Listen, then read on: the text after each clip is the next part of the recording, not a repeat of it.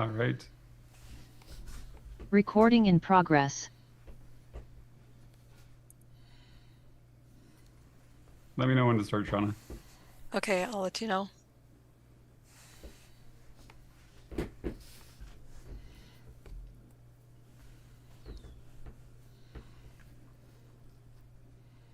We're just bringing in people from the waiting room.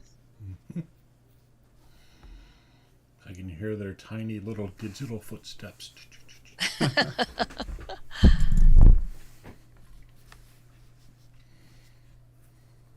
Okay, it looks like we can start.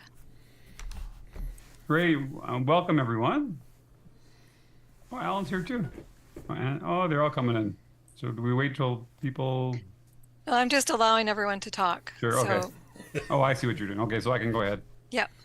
All right, welcome everyone to this really special session. I'm really excited to bring in these four panelists who have been influential to me throughout my career, people that I've known over the years, people I've connected to online. I'm very excited that Shauna was able to invite some really good people for this session and that we can have a good conversation around this. So I want to provide you with just a brief introduction, and then we'll get right into talking about the state of open these days, and some future directions and some thinking around where it's headed. So first of all, Stephen Downs works with the Digital Technologies Research Center. He's there, as you can see him, of the National Research Council of Canada, specializing in new instructional media and personal learning technology. His degrees are in philosophy, specializing in epistemology, philosophy of mind, and philosophy of science. Stephen's taught at a number of institutions in his background, and he's also a prominent blogger, founder of the Moncton Free Press Online, which is a news cooperative, and he's one of the originators of the massive open online course movement.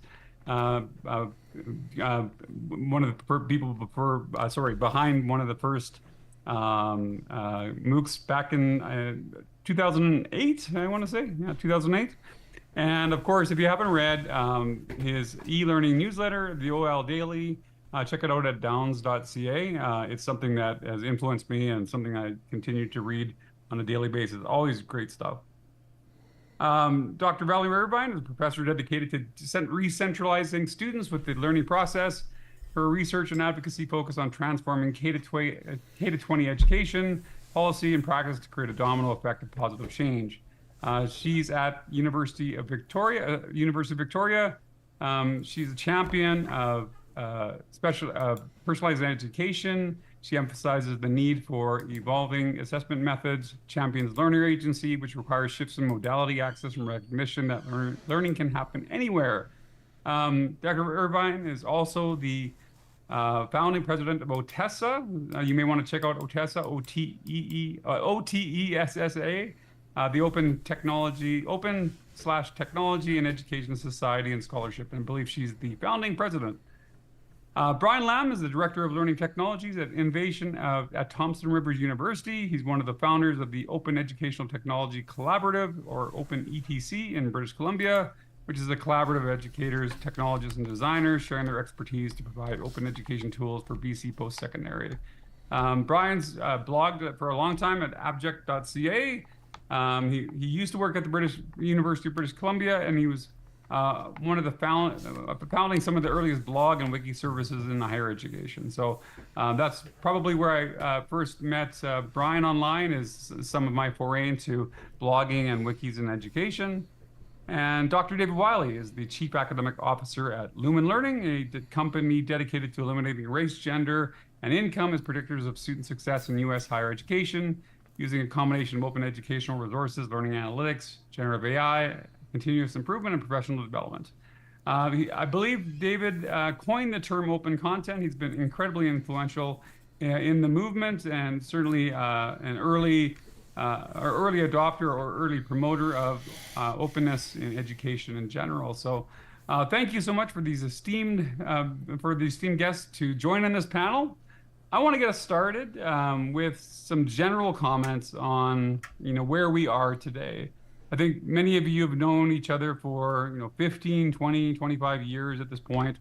And there was a time where I think openness, there was certain conditions in place. We had the kind of a vibrant and new open source software technology movement, where a lot of people were sharing code across the world. So that kind of helped with some of this openness in the early days. We had the rise of social media and online communities. I think things are quite a bit different now in terms of the rise of toxicity, the fall of Twitter, and all of these other spaces that have changed quite a bit. This was before COVID. If I talk to faculty in different universities, we're seeing a change in even the way that face-to-face communities have changed, that they've never really peaked or returned to the same space. So communities, both online and face-to-face, have changed markedly since COVID. Of course, there's things like artificial intelligence, which is taking up a lot of the space these days. The promise of personalized learning, the abundance of new content, and so on. So before COVID ripped apart communities, before generative AI, there was a fertile environment for openness, and I'm personally unsure about whether or not those same ideas would have started as they did if some of the same histories would have been applied today. But that's sort of my thoughts on some of this.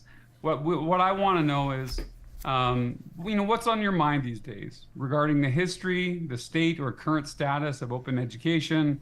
What are you speculating about? What are you anxious over or hopeful for regarding the future of open education and the currently rapidly changing context?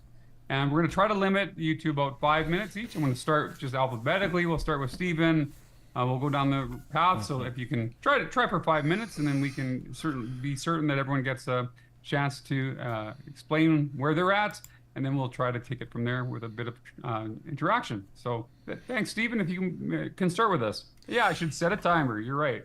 Set a timer? Yeah, definitely for me. Yeah. First of all, I want to apologize. My plant has died. Oh, no. Yes. It's more than 10 years old. I brought it with me from New Brunswick. So it has driven by car through eastern Canada, and I didn't water it enough, and I didn't take care of its soil, and I feel badly about it. So this is the end of my fig tree, and the next time I'm on video I'll have a different plant. I know that's not what you wanted to talk about today. Obviously the big thing in open education is artificial intelligence.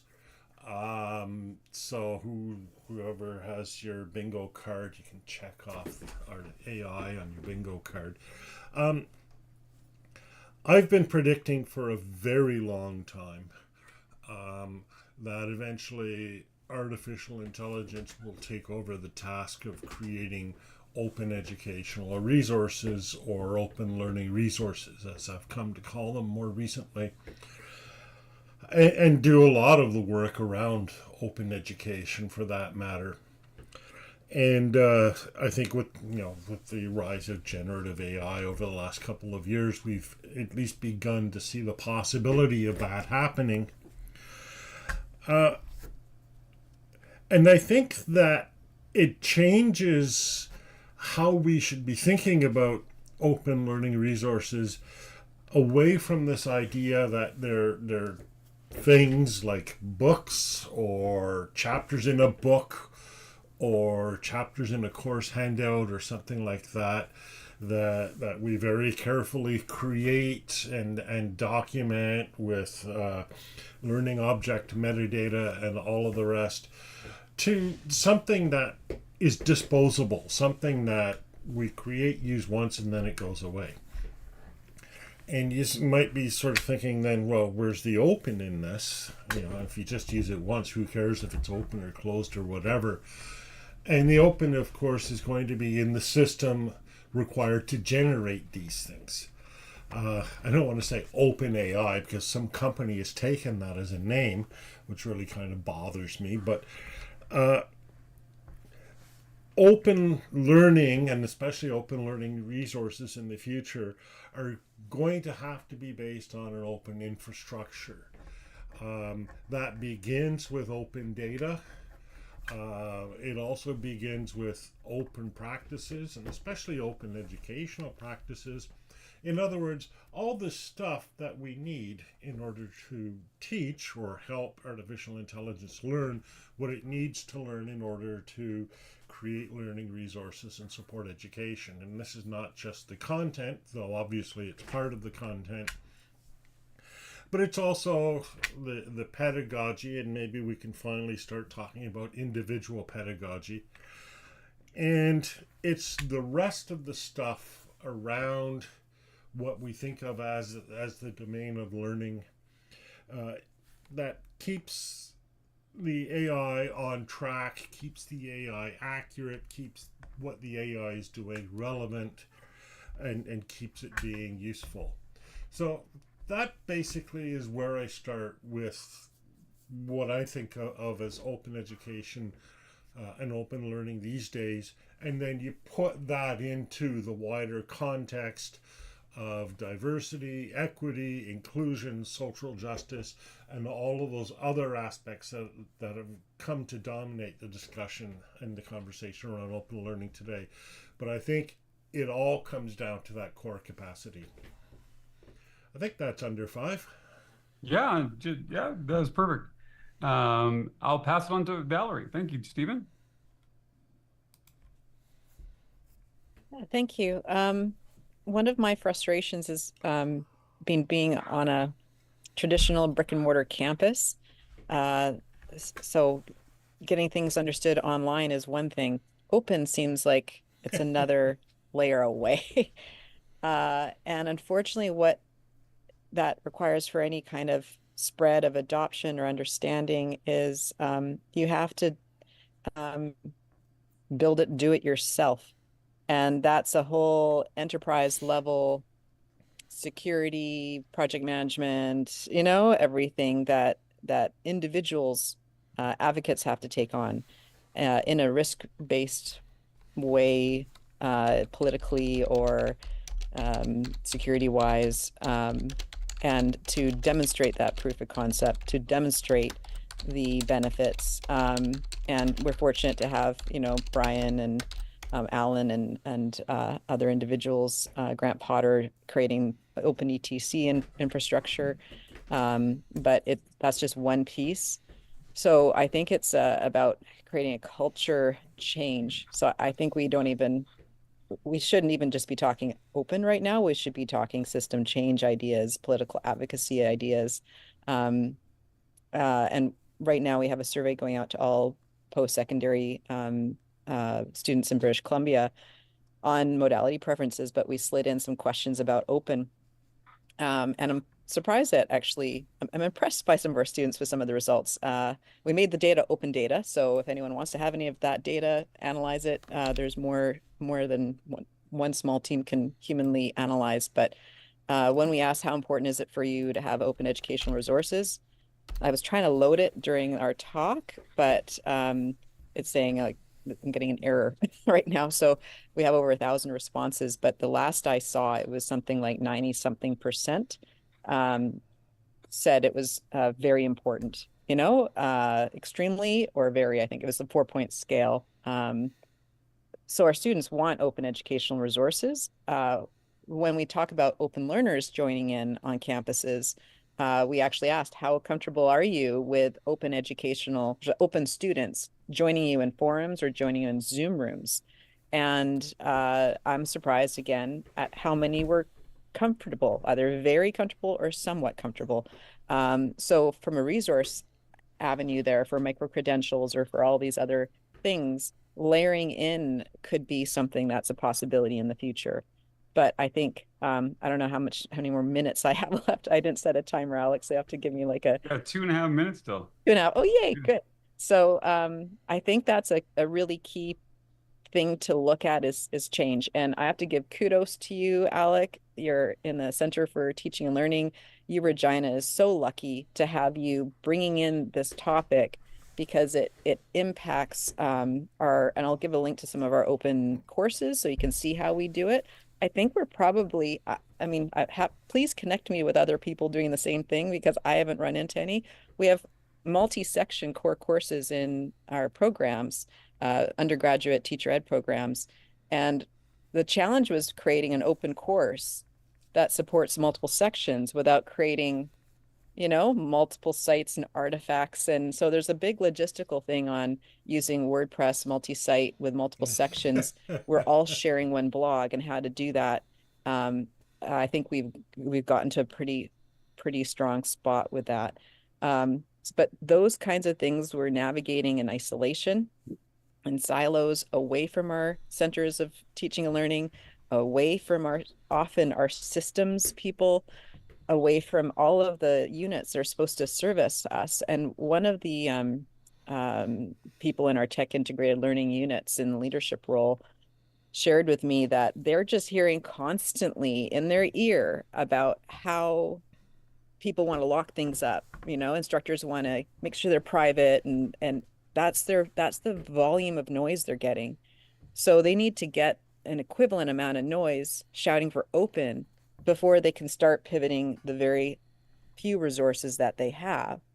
And so how do we amplify? How do we create that demand? That's where my thinking's at, because I think we know proof of concept, it's there. We know social justice, it's there. It's checking so many boxes for data ownership for learners, it's there. But how do we actually get our campuses to pivot and listen with us on that front? I think those are sort of some of the things. I'm very happy to see that we have open data. Imba Kehoe just defended her PhD dissertation the other week on open scholarship. And I think understanding how to make our data open is still something in our infancy, even though we have data management libraries and whatnot. It's navigating it from project management from the beginning to the end. So I guess I want to put the heat on institutions' core leadership on stepping forward and supporting open educational infrastructure, navigating and helping the politics, helping the advocates, because it is something that can grow and be good. Thank you, Valerie. That was pretty much perfect in terms of timing. I just wanted to add that I think you make a great points around how this is, checks off all the right boxes, but I think making that argument to administration, I think is really important as well. I just want to also clarify that I want to put the kudos back to Shauna Neeson, who set up this event and is doing some great stuff as our open education manager. So thank you so much. And I'm going to pass it to Brian. Brian, love to hear from you. Okay, so I'm very grateful to be joining you all here from the lands of Tecumseh within Secwepemc Ulu. And I just also want to say what a treat to be invited. The co-panelists, I actually very vividly remember the first time I encountered each one of your work for the first time, very clearly, vividly, and I've been continuing to learn and admire all of you ever since. So I truly appreciate that. I'm going to reference a few things. People don't have to look at this, but I collected links to things I might refer to as I babble here, if people want to click links and tune me out. So when I first got to know, say, Stephen Downes, using the internet for education in the late 90s and learning HTML from a guy named Alan Levine, who had a HTML tutorial online on the open web, I was attracted to the elements that came to be open education because I came across people who seemed to want the same things that I did. I wanted free exchanges of ideas and resources. I wanted to use the special powers of digital media like reproduction, remix, linking, to promote the ability for people to express themselves. And so while I shared some of the common open education values of things like lowering costs and widening access to education, I have to admit my personal jam was to be part of a movement that would allow kind of wider and more diverse voices to be able to express themselves in really vivid and unique ways and to get past gatekeeping and centralization and homogenization. I was also attracted to things like commons-based peer production, Yochai Benkler's idea that we would see in things like open source software and places like Wikipedia. So I have to say back then, open education and the open web seemed to embody alternatives to this kind of commodified, corporatist, capitalist direction that the web seemed to be headed. So, I put my energy into creating and supporting open platforms, as Alec noted when he introduced me. And, I got a lot of satisfaction out of giving people or helping to give people tools to express themselves and share their work in powerful ways and to build that kind of capacity with my organizations.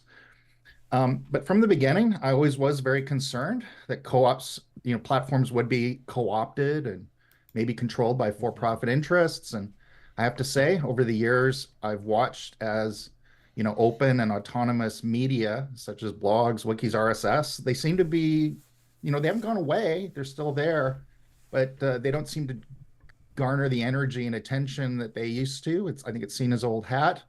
And, we've seen them supplanted by, corporatized, centralized environments like Facebook and Twitter. And I think the effects have mostly been really bad for education and bad for knowledge and discourse in general. So, I'm not trying to throw rocks at anybody. I respect the work that went into things like open textbooks and standardized OER and MOOCs. I think all of that had a lot of value. But I also think the notion of building creative capacity to actually do this work within schools and with individuals, I don't think it ever got the attention that was needed. And I think the information environment is now more problematic as a result. So as long as learning innovation is driven by for-profit entities and shaped by the same forces that gave us the web we endure today, I'm worried about the future of open education. I hope we can find ways to empower educators to define their environments.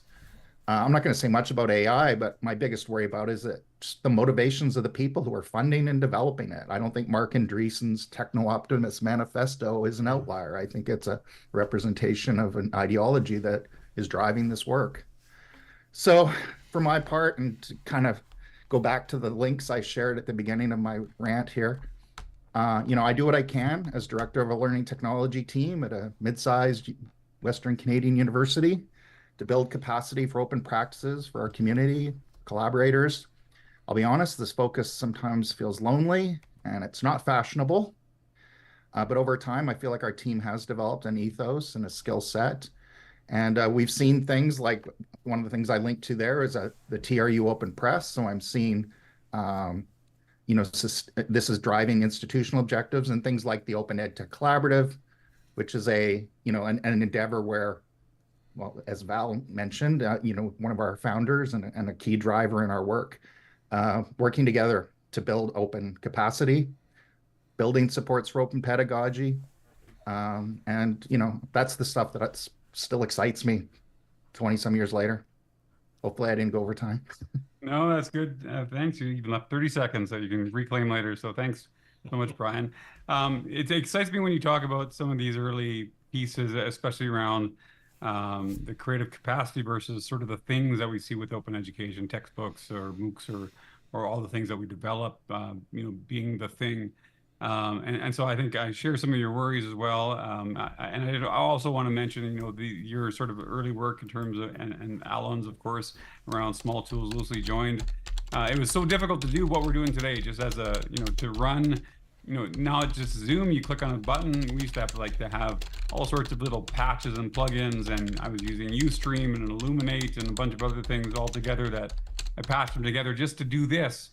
And I feel guilty every time I click on that easy Zoom button and, connect in a way that it doesn't feel quite the same anymore, that it doesn't seem as disruptive at the same time, or you're doing something in a way that perhaps not forbidden, but it was a different time at that point. So I really appreciate all of the work that influenced me there.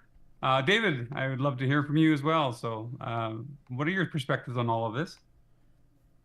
Sure, thank you. And thanks for the invitation. I recognize the awkward spot I fill as the American, and also the person from the for-profit company who's joining the panel on open education in the future. So I'm going to talk from the U.S. higher ed perspective, but hopefully it doesn't translate with too much difficulty.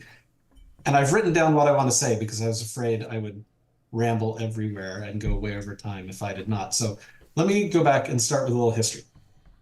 I think many open education advocates will tell you that the primary goal of open education is increasing access to educational opportunity. And educational opportunity includes a lot of things, but for over 25 years now, the main focus of the open education community has been on improving access to educational materials, which we now call open educational resources. Since the late 1990s, sharing openly licensed educational resources online has been our best strategy for increasing access to educational materials. And this is true because, and Brian nodded to this, once you create a digital resource, say a PDF of an introductory psychology textbook, you can make an infinite number of perfect copies and send them around the world instantaneously at almost no cost. And this incredible new technological capability, which is so easy for us to take for granted today, completely changed what was possible in the 90s. Those new possibilities were immediately leveraged by Napster to make it possible to share music around the globe. But as Napster and its users learned, sharing copyrighted materials without permission is illegal. So before we could fully leverage the possibilities of the internet to expand access to educational materials, we needed a way to do that legally. And open source style licenses for content, eventually including the Creative Commons licenses, helped us make what was possible legal. And that really, to my mind, kickstarted the modern open education movement. Over the last 25 years, billions of people have access to OER trillions of times, and that's a big increase in access to educational materials. But if your primary goal is increasing access to educational opportunity, creating and sharing traditional OER is probably no longer the best strategy for doing that, I think. I said a moment ago that educational opportunity includes more than just materials. One of the other things you need is a person to talk to when the materials don't make any sense. We've all had that experience of reading something, not understanding it, finding someone with more expertise than we have, asking them to explain it to us, and then finally getting it. Educational materials, whether it's a textbook or a video or an H5P activity, are all static representations of dynamic expertise. At some point, someone in the past with expertise created that textbook or that video or that activity, but then at some point in time, they hit save and they uploaded it. And their expertise is frozen in that static material the same way that the vitality of a waterfall is frozen in a photograph. Generative AI gives us access to that kind of dynamic expertise. Where a web page might contain an explanation and 2 examples, generative AI can create an infinite number of explanations with an accompanying infinite number of examples. If you don't understand the first explanation or don't relate to the first example, you can just ask for another. A student who was stumped on a homework assignment at 1 a.m. 3 years ago had to wait to get their questions answered until people with the right expertise woke up and were back online. Today, they can ask that question, get it answered immediately, and if they don't understand the answer, keep dialoguing with the model until they do. And of course, there's much more to generative AI than just that, but I'm trying to limit myself to 5 minutes. Back in the 1990s, the combination of public access to the internet and open content licenses made it so that we could provide access to educational materials to people in any place at any time. And today, I think public access to generative AI makes it possible to access expertise from any place at any time. So the way that I think about this is that the internet eliminated time and place as barriers to educational opportunity, and generative AI eliminates access to expertise as a barrier. And it's changing my own teaching. I still teach as an adjunct at least once a year. And this past semester, a good portion of the work I asked my students to do outside of class was something along the lines of copy and paste this prompt into the model of your choice, and then share the transcript of your conversation.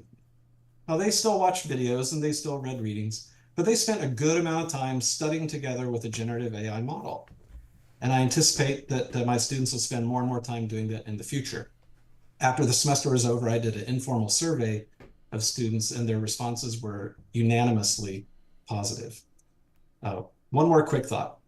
The open source software community has been actively engaged with this question of what makes AI open since 2022. The Open Source Initiative, which has been the steward of the open source definition since 1998, is currently leading a multi-stakeholder initiative to define what open source AI means. To date, there are only a handful of models that appear to qualify under the most recent draft definition. Those would be models from Mistral and from IBM, where the model weights are released under an Apache license, and the technical details are provided in white papers or licensed CC BY. But maybe a more interesting question than whether the models and the weights and the training data and the configuration files and the code and all of that will be open. Maybe a more interesting and relevant question is, will the outputs of these models continue to be uncopyrightable and in the public domain like they are in the US today? If that continues to be the case, then the futures of generative AI and open education will be intertwined in interesting ways for many years to come. Perfect. Thank you, David. Lots to think about there, for absolutely. And I didn't mean to have you as an outlier in terms of your background and so on. It's all good. I want to start with just if there are any responses to anyone, if any of you want to pick up on where someone else left off and perhaps challenge or augment or add to a particular dialogue at this point. I'll give you the opportunity to do that first. Any takers? Yeah, I'm just going to say briefly to Dave, who, interestingly, I agreed with most of what he said. Isn't that always the way? The only thing I'd say, yeah, I wouldn't leave it to OSI to define what we mean by open AI. They may claim to own the definition of open AI and open whatever, but I think that's something that the wider community and not, quote unquote stakeholders get to do. That's all. Thank you, Stephen. Anyone else?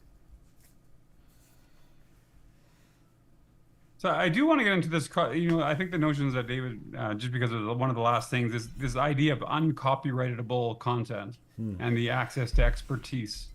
I mean, I would think, first of all, when we think of most faculty, many faculty, one of the reasons that it's difficult, I think, to move faculty over to sort of the open content model is there is still a holding on dearly to that intellectual property as it defines them in some way, that their careers are in many ways defined by the content that they've created, and to move to another ethos of some sort, to move to the idea that you can give this away and it's still valuable, that there's still value when you give this onto you and it doesn't diminish your work in any way, and that yes, people will use it and remix it, but that's not necessarily a good thing. But now having uncopyrightable content in the AI movement and the idea of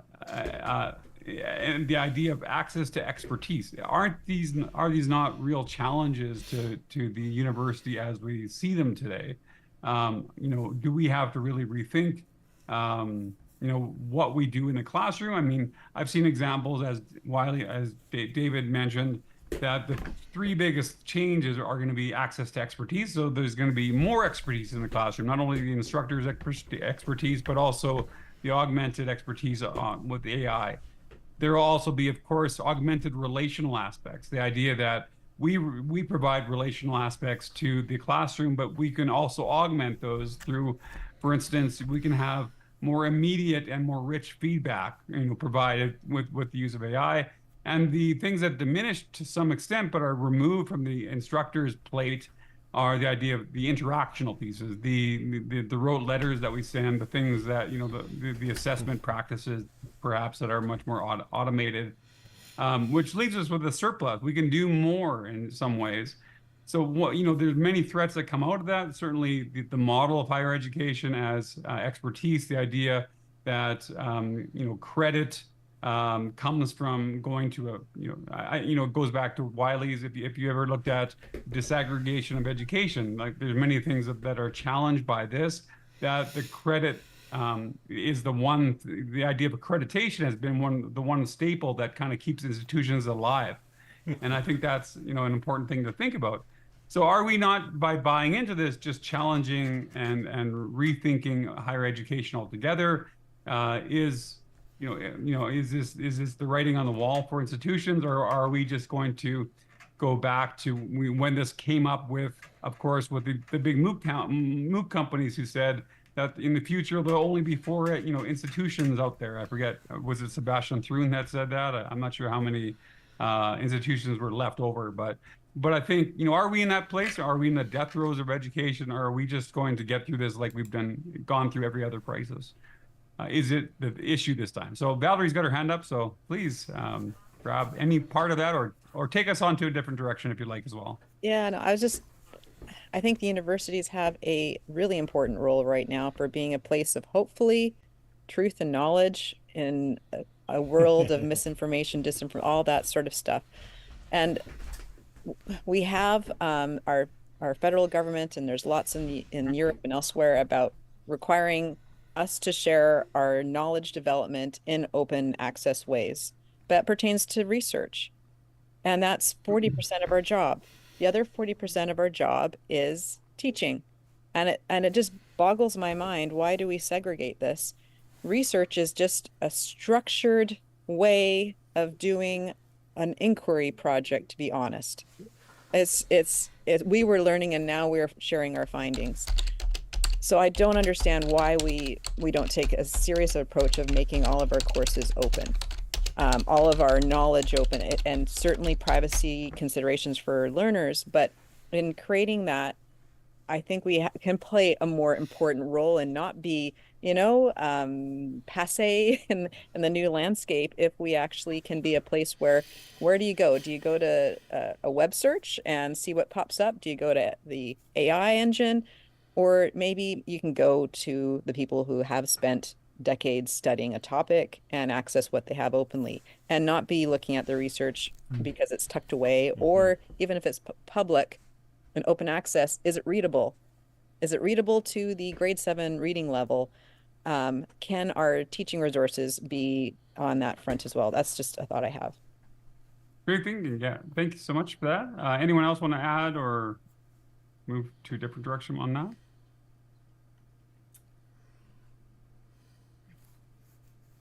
Not all at once. Might have to just point to one. Brian, any thoughts on that? Well, I mean, I'm still trying to have an informed opinion on AI, and I almost feel like I should get a badge that I haven't published very many takes out there. I'm trying to actually understand this stuff a little better before I expect people to accept my take. But I mean, we're already doing workshops and things like that because our community demands it. I think the one part I do worry about when we talk about, say, large, and of course there's many different kinds of AI, and we keep blurring them together. But let's talk about generative large language models like ChatGPT.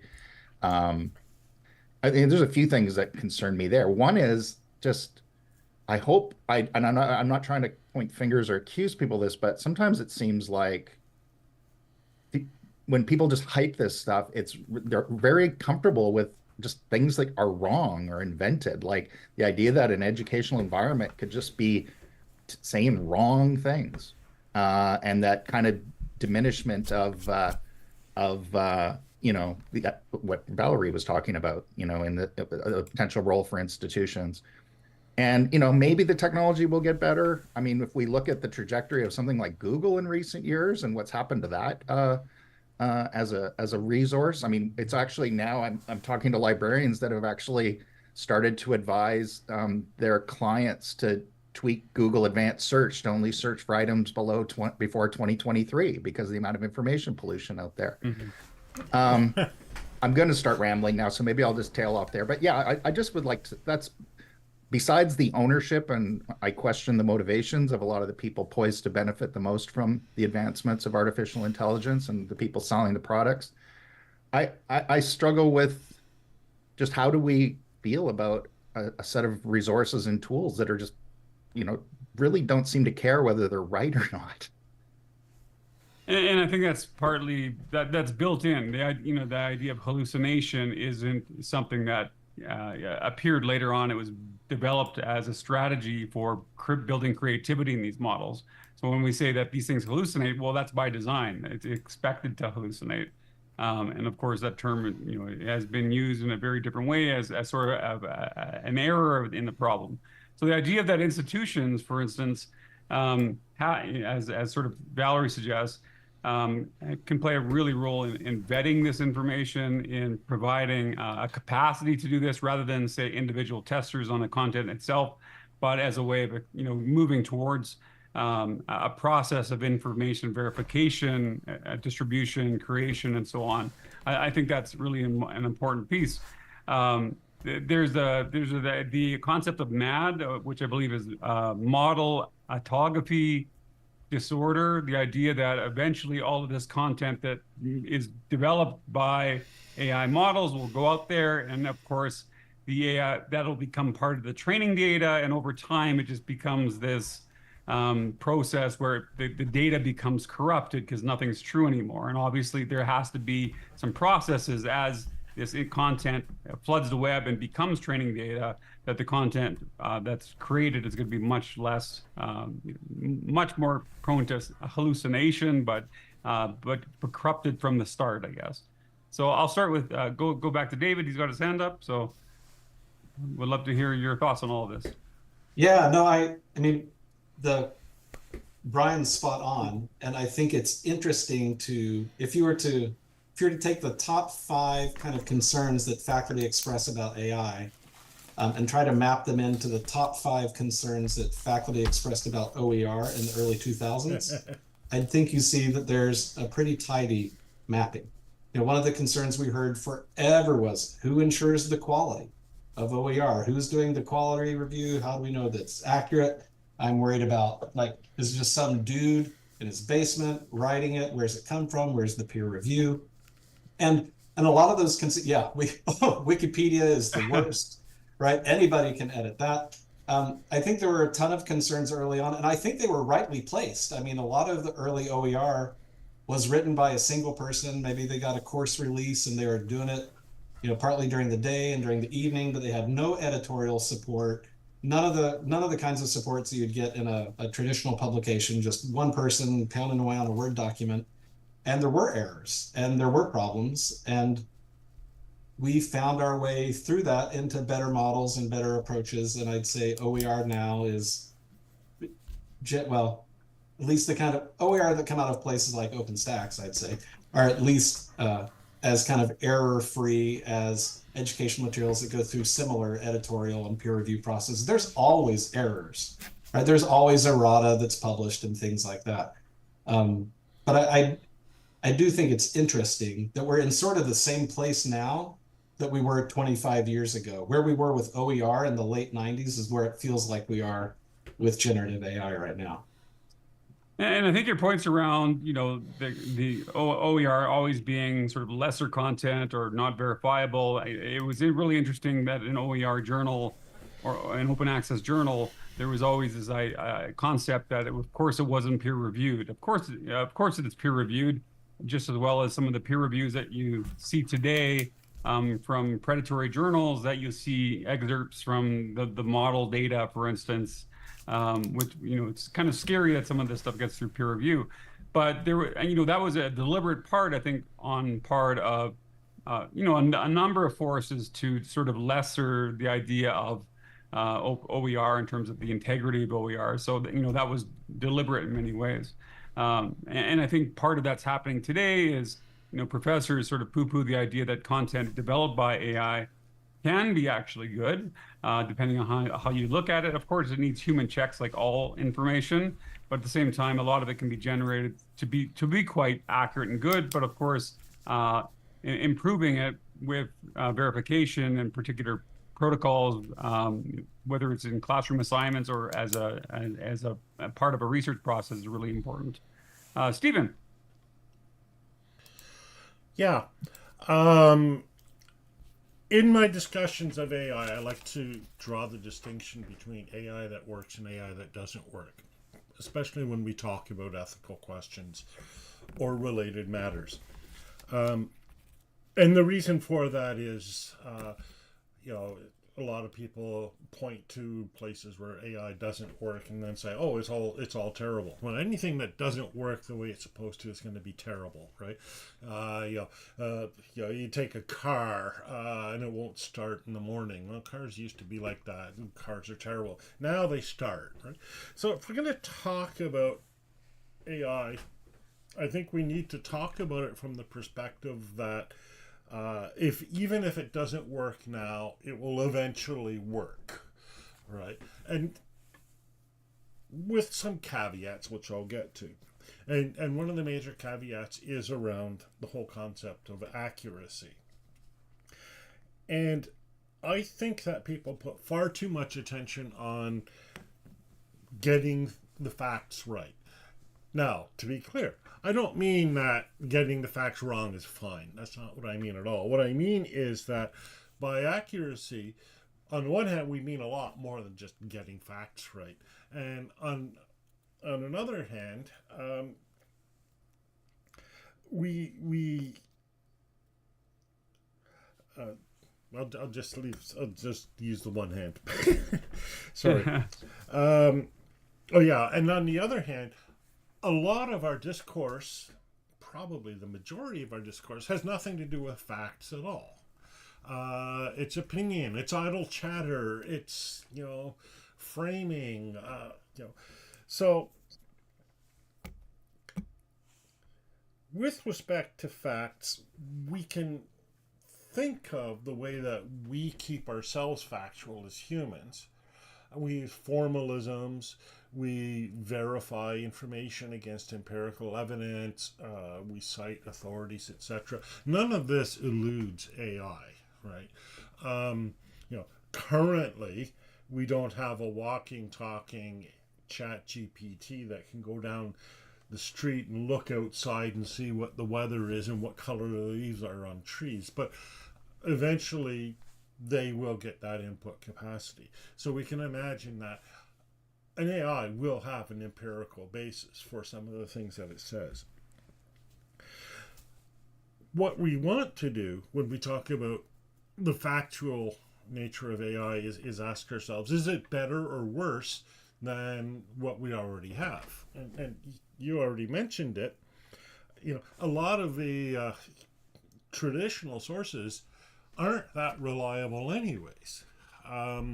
We talked about some of the stuff that gets published in predatory academic journals, and we could talk about the many ways the peer review system is bad. And if we go beyond that, we talk about the commercial press, Hearst Publications, the Irving newspapers in New Brunswick, the publication of propaganda and books, Mein Kampf, all of that has been produced by the traditional process, right? And people get things wrong all the time. I mean, that's why we have a complete educational testing system, is because you teach somebody something, they still get it wrong. I mean, humans are completely unreliable. Well, not completely unreliable, but they can be known to be unreliable. So, yeah, AI makes mistakes.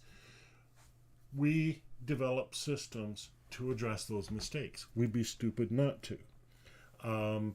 And we develop systems that verify the accuracy of claims that can be made. And we can do that in ways with AI that we can't do with humans. Simple example, blockchain or cryptographically secured evidence-based networks that track a, quote, fact from the source through its various iterations to its presentation in research.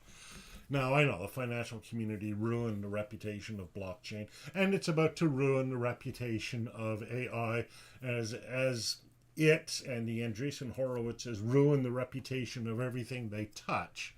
That's not an AI problem, though. That's a broader social problem. Something we very much have to fix, But again, it's not a question of is AI good or bad here. It's a question of is it better than what we have, and in many ways, I think it is. I don't want to sound like a cheerleader for AI, etc. But my effort here is to try to head off what I consider to be a whole bunch of bad arguments so that we can get to the actual issues that are important. Thank you, Stephen. I do have a question from Reed here.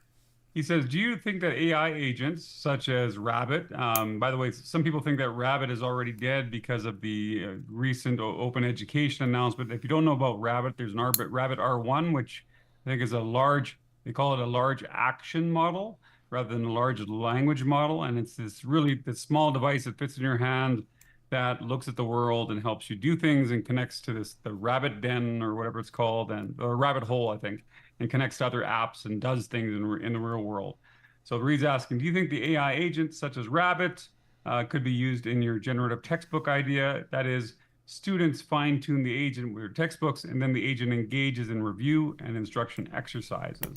To Stephen's point about citing and proper attribution, if we train the tool to always cite accurately, do you think that AI agents would have parity with textbooks and or tutors? So there's two questions there. Anyone willing to take on either of those? I think you can see them.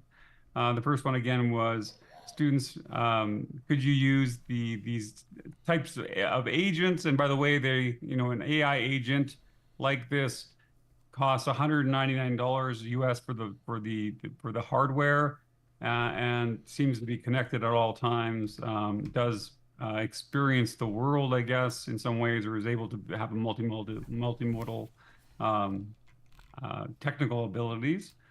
Any thoughts on that one? Or the other one is in terms of Stephen points about citing proper attribution. If we train the tool to always cite accurately, do you think that the AI agents would have parity with textbooks and or tutors? Any thoughts on that one? I think we'd learn citation isn't a guarantee of truth. Fair enough. Well, I guess that would be parity then, at least. Yeah. In some way, I think what's partly, I think part of that particular question is that I'm not sure we can train them that acutely at this particular moment, that to do things well in a certain way. They're not perhaps designed to do it quite well. There are some tools that, like Perplexity, that have sort of AI adjacent technologies that allow for that type of thing, but not necessarily the large language model themselves. But if anyone has thoughts on that, let me know. We also have another question. Do you know of any institutions with policies that facilitate OER partnerships with others to share resources and expertise? Yeah, Valerie pointed to BC Campus and eCampus Ontario, which would have been my answer. And those are the two big players in Canadian higher ed. I mean, they are very well resourced, very influential. I mean, Saskatchewan benefits from them. We don't have the infrastructure at all to have institutions like that. We used to have a SAS campus at one point, and that sort of turned into something else and then disappeared. Brian. Yeah, just to maybe tie a couple of things that are floating around out there. First of all, I'd like to say I wish more people that are using AI would do something like blog it. I feel like there's a real gap of the people that are using it super effectively. I know Stephen points to things when they come along, but just saying that you can do amazing things with an AI. I mean, I've certainly seen the differences between poorly framed prompts and excellently framed prompts, just to give a very simplistic example. I guess the other thing, though, I just keep coming back to, I don't disagree with Stephen when he says the problem isn't the AI, it's the society that's driving it. I actually don't disagree, but I guess whether it's a social problem or a tech problem, it's a problem. And again, I come back to who owns this and who's driving it and who will own it and who will benefit most from it. We're already seeing this stuff being employed dangerously. For example, it's deciding who gets welfare benefits in some regions now. And I wish move fast and break things wasn't the defining ethos of the people developing this technology, but it is. I think there is amazing potential in this tech. I use it myself. I actually find it really useful for terrible admin writing. As a technologist who now has to be a director and write budgets and KPIs and map to institutional learning objectives, I find AI extremely useful. Anyway, I'm trying to tie together a few things, so I'm rambling, and I know we're running short of time, so I'm just going to arbitrarily stop myself. I think that's really important, the comment you made up in terms of who gets welfare benefits. There's also AI and recidivism, which is, of course, that's documented quite well. Like what's AI versus say if and then, like Boolean statements would be better in some cases when you're creating particular resources, rather than sort of copying the racist tendencies to provide advantages to some and not to others. So I think these are all important. One question that sort of that I wouldn't mind ending on is, and Brian, you alluded to this to some extent, that there's no one blogging on the good uses of this. You can go to TikTok and you can see lots of people talking about it, but often these are sponsored deals from AI companies that have, there's a lot of corporate influences around there. The days of this sort of blogging, sharing, the blogosphere, Google Reader, those types of things, I think are gone in some ways. And so I often wonder that, are we, those in with our backgrounds, that we spend a lot of time in these AI worlds, we benefited, our careers have benefited from from open education.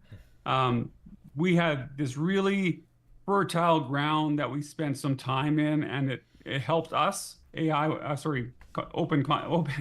Openness was really good at that time. But if we're sort of touting this and advocating it for the current generation of faculty, are we giving them, or are we being truthful to what the conditions are today in terms of how successful it might be, since the environment has changed, the technical environment, the tools have changed, the corporate environment, the political environment have changed.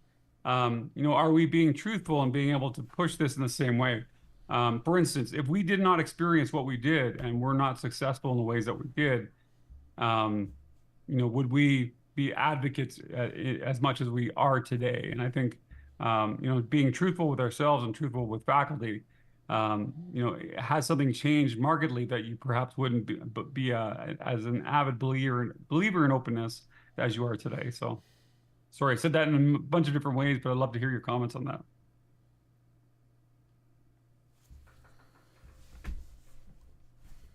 I guess I don't want to be peddlers of something that no longer exists or is no longer as beneficial as it was in the past. I still tell people that if they want to advance in their career, they should share. And, the extent that they're felt to be valuable by a community is the extent to which they share to that community. And I still believe that's true, and I try to practice that. And I think that brings me to a Wiley quote on something about sharing is education, or something very equivalent to that idea. I forget the exact quote, but I remember using it in past presentations. Valerie. I just want to point out that the world is not a very fair and socially equal space.